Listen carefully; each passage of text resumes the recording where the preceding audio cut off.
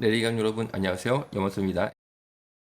SBS 플러스의 리얼 로맨스 고소한 남녀는 말 그대로 고소한 남녀, 부부 사이의 이혼 소송 중에 있는 여러 가지 사연을 소개하는 프로그램인데 행복한 신혼 부부에게 찾아온 옆집 남자의 위험한 유혹이라는 화면 보이시죠? 그러니까 뭔가 옆집 남자가 내 아내와 바람이 난 것 같은 그런 인상을 주지만 그런 내용이 아닙니다. 사연의 주인공은 남편과 옆집 남자의 은밀한 장면을 목격한 후 이 사연의 주인공은 아내가 자신의 남편, 그리고 옆집 남자의 은밀한 장면을 목격한 후 경악했고 쉽게 말하면 동성애를 낸 남편이 옆집 남자와 함께 된 거죠.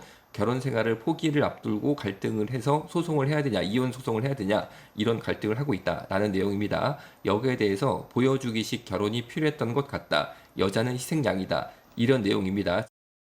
즉, 이 남자가 동성애 생활을 끊지 않은 채 결혼을 했습니다. 그래서 옆집 남자랑 바람이 난 거예요. 남자 동성애. 그러니까 이 아내는 황당하게 된 거고, 이혼해야 되냐 말아야 되냐. 이혼하면 편할 것 같은데 그렇게 할 수가 없는 거죠. 여러분, 이혼이 쉽지가 않다 보니까 여러 가지 갈등이 되는 거죠. 그러니까 사회적으로 나는 정상적인 가정을 꾸리고 있다. 나는 보여주기식 결혼이 필요해서 이 동성애자가 여자를 얻어서 결혼을 하게 되면서 여자를 아예 희생양으로 만들 계획을 하고 결혼을 한 것이다. 라는 주장이 나왔고 저는 이것이 사실이라고 저는 의견을 가지고 있어요. 그러니까 여자가 불쌍한 거죠. 사실은 이런 경우에 큰 피해를 인생에 입은 것입니다.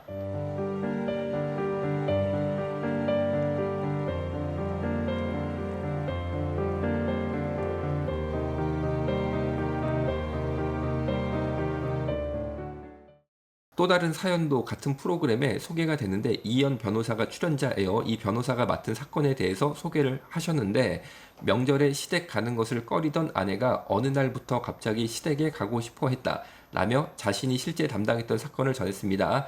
남편은 굉장히 기뻐한 거죠. 왜냐면은 아니 이 아내가 시댁 가기 싫어하다가 갑자기 시댁 가는 거 좋아하고 막 시댁 가고 싶어하고 하니까 얼마나 기뻤습니까? 그래서 남편은 긍정의 신호로 이해했지만 시댁을 너무 자주 방문해서 알아보니 남편의 여동생에게 반한 것, 내 아내가 내 여동생에게 반했다. 야, 정말 황당하지 않습니까? 사연이 어떻게 된 거냐면은 명절에 같이 전 부치다가 아내가 내 동생, 여동생이죠, 시누이죠, 에게 반하고 그때 자신의 성 정체성을 깨달았다고 한다 라고 밝혔습니다. 다시 정리하면 이런 거예요.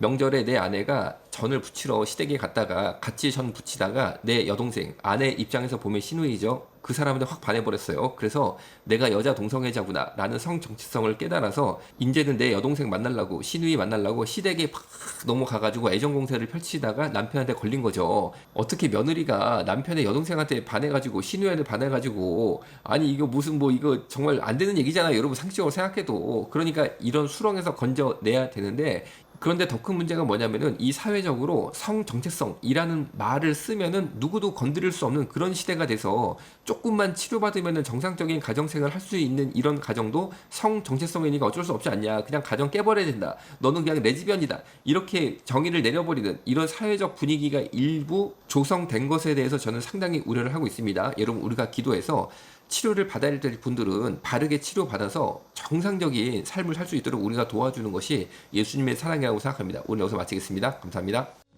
이건 진짜 사랑이 아니야. 한낱 즐거움에